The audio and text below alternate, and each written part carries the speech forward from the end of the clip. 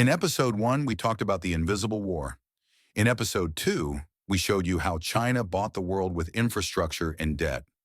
Today, we're going to talk about the most important resource on Earth, more valuable than oil, more strategic than gold, more critical than any commodity humanity has ever fought over. Semiconductors, microchips, tiny pieces of silicon smaller than your fingernail that power everything in modern life.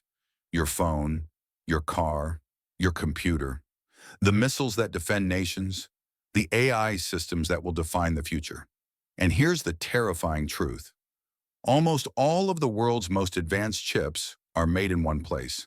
A small island 100 miles off the coast of China, an island that China claims as its own, an island that the United States has sworn to defend, Taiwan. This is the story of why that island might trigger World War III, why the fate of global technology and global power depends on a handful of factories, and why China would risk everything, economic collapse, international isolation, even war, to control them. This is episode 3, the chip war. Let's start with a question. What is a semiconductor? Most people have heard the word. Few understand what it means. Almost nobody comprehends how insanely difficult they are to make. A semiconductor is the brain of every electronic device. It's a chip made of silicon with billions of microscopic transistors etched onto its surface. These transistors process the ones and zeros that make up digital information. Your smartphone has a chip with 15 billion transistors. Each transistor is smaller than a virus. Thousands fit across the width of a human hair. How do you manufacture something like that?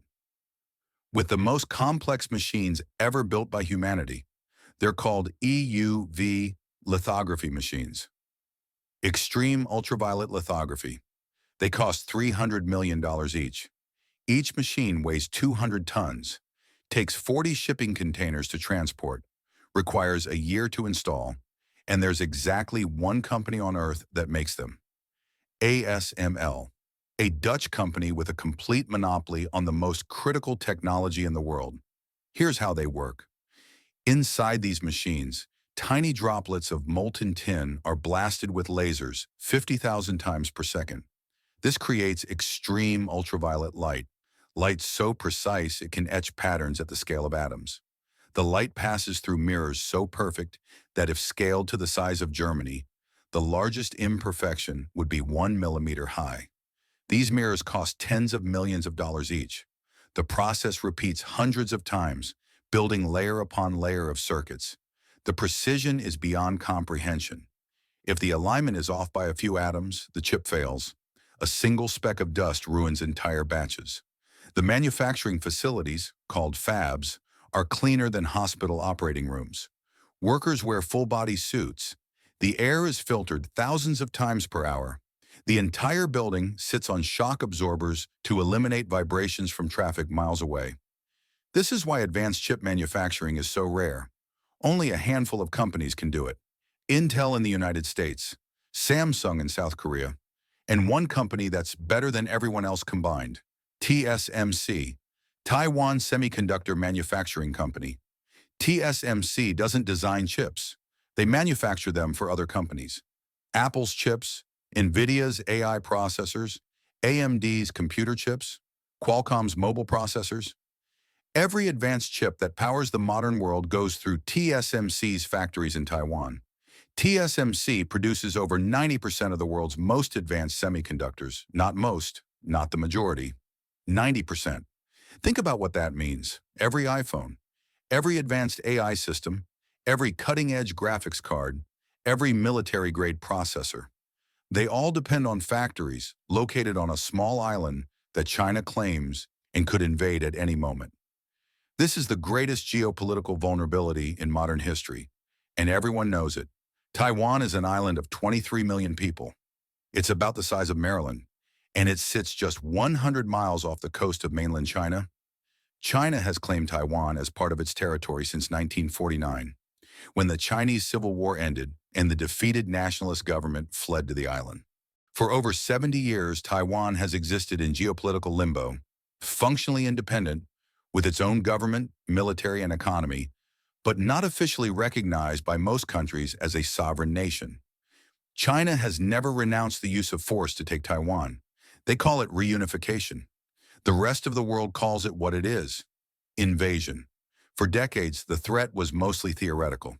China's military was weak, its economy was poor.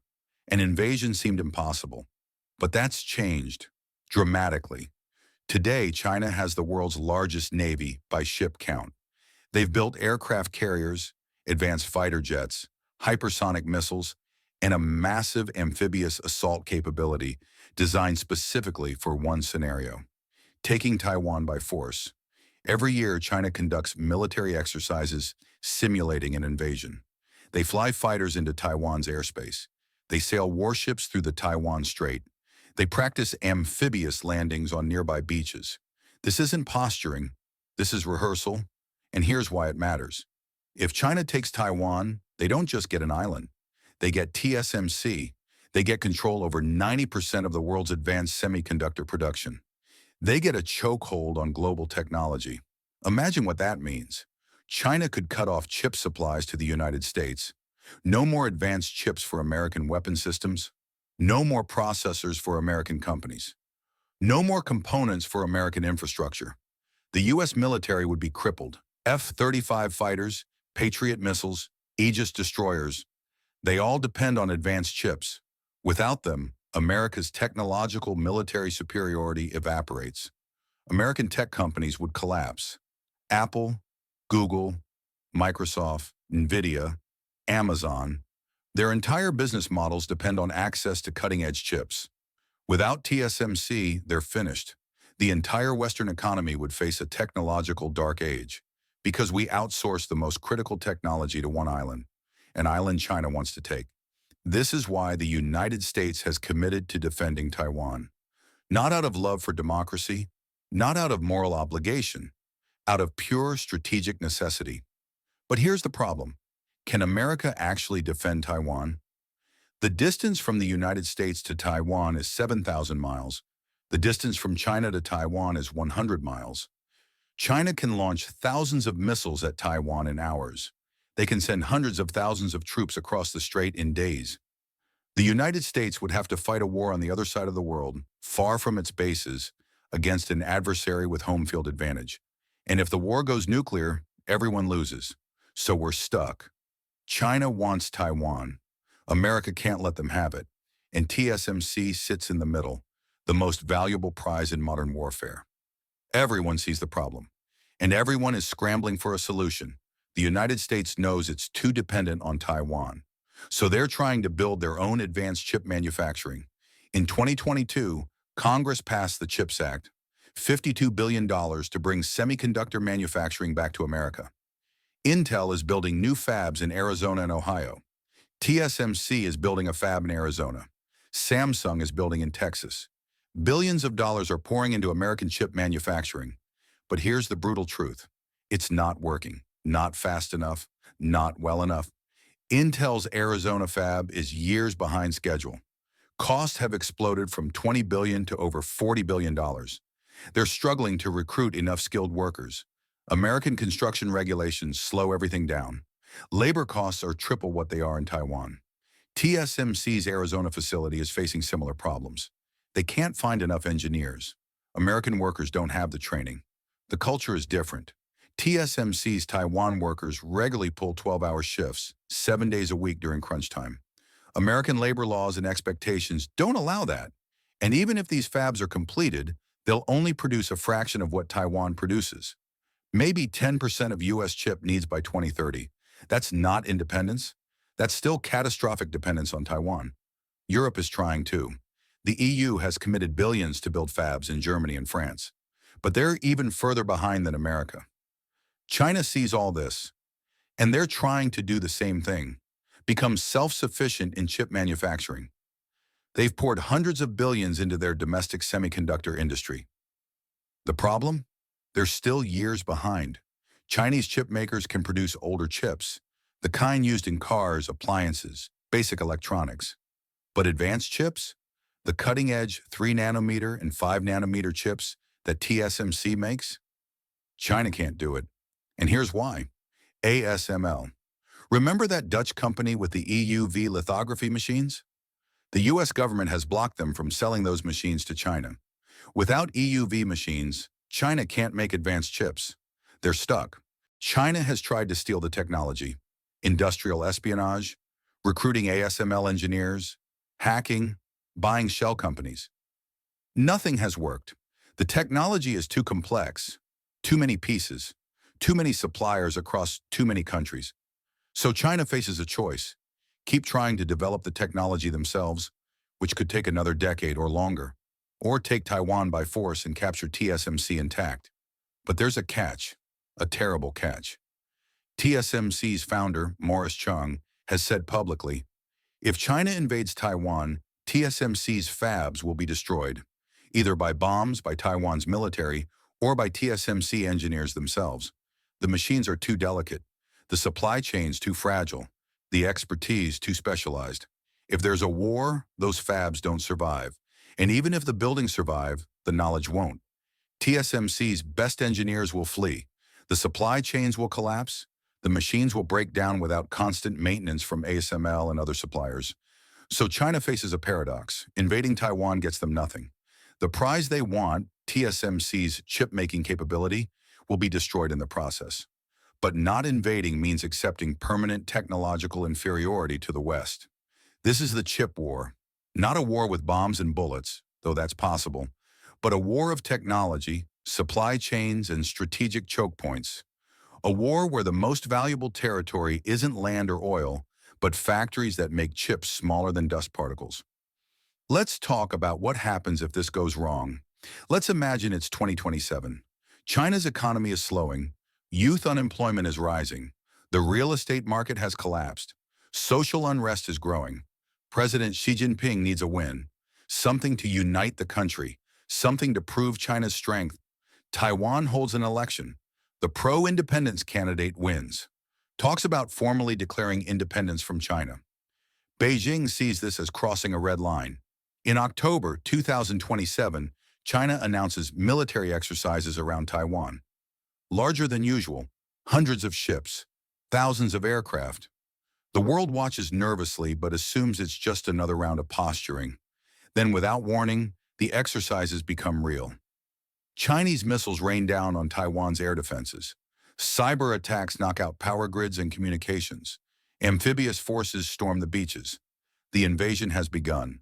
The United States has minutes to decide. Do they intervene militarily and risk war with China? Or do they abandon Taiwan and accept Chinese control over global chip production? If America intervenes, China fires missiles at U.S. bases in Japan and Guam. American ships sink. Chinese ships sink. Thousands die in the first hours. Both sides face a terrible choice: escalate or back down. If the war continues, global trade collapses. China blockades Taiwan. The U.S. blockades China.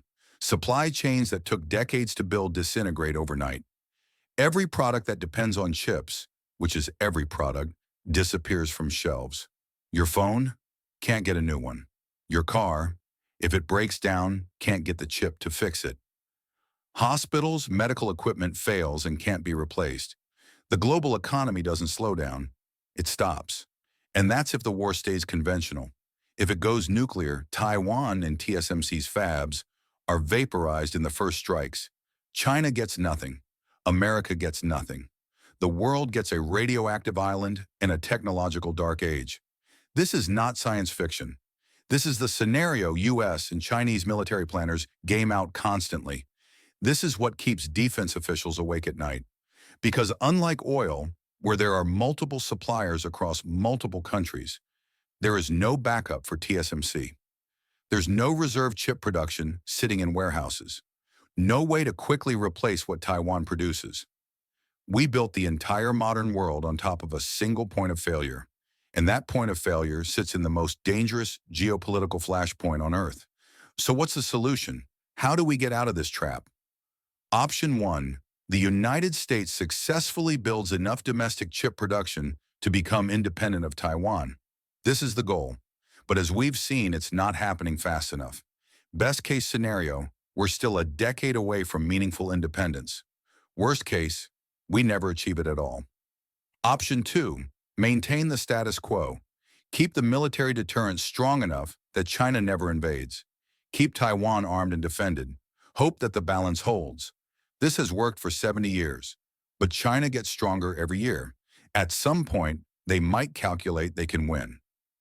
Option 3, allow China to take Taiwan peacefully through economic and political pressure. Taiwan surrenders without a fight. TSMC falls under Chinese control. This is China's preferred option. It's also America's nightmare. Option 4, war. Someone miscalculates. A crisis spirals out of control. Shots are fired, and the chip war becomes an actual war with casualties in the millions and consequences that reshape the world. None of these options are good. Everyone carries catastrophic risk. This is the impossible choice at the heart of the modern world. And here's what makes it worse. Time is running out. China's military gets stronger every year. Their navy grows. Their missiles get more advanced. Their cyber capabilities improve. The window where Taiwan can be defended is closing. Meanwhile, Taiwan's population is aging. Birth rates are collapsing. Young people don't want to serve in the military. Defense spending as a percentage of GDP is declining. Taiwan knows China is coming, but they're not preparing like they should. The United States is distracted. Wars in Ukraine, in the Middle East, political chaos at home, a divided Congress that can barely pass basic legislation, let alone make hard strategic choices about Taiwan. And TSMC, they're expanding into other countries, yes, building those fabs in Arizona and other places, but it's too little, too late. The core expertise, the most advanced production, will remain in Taiwan for at least another decade. We're sleepwalking toward catastrophe. Everyone sees it coming. Nobody knows how to stop it. So here's where we are. The most critical technology in the modern world is manufactured almost entirely on one small island. That island is claimed by an increasingly aggressive authoritarian power. The democratic world depends on that island, but can't defend it without risking World War III. This is the chip war, not a future possibility, not a theoretical risk, a present-day crisis that gets more dangerous every year. In Episode 4, we're going to talk about another way China is undermining American power. Not with chips or infrastructure, but with something even more fundamental, money itself. The US dollar has been the world's reserve currency for 80 years. That status has given America extraordinary power and wealth. But China is working to destroy it. They're building an alternative financial system. They're convincing countries to trade in yuan instead of dollars. They're launching a digital currency that could replace the dollar in international trade. The dollar's dominance is ending, and when it falls, American power falls with it. Episode 4, The Currency Coup. Coming soon. The chip war is just beginning, and we're already losing.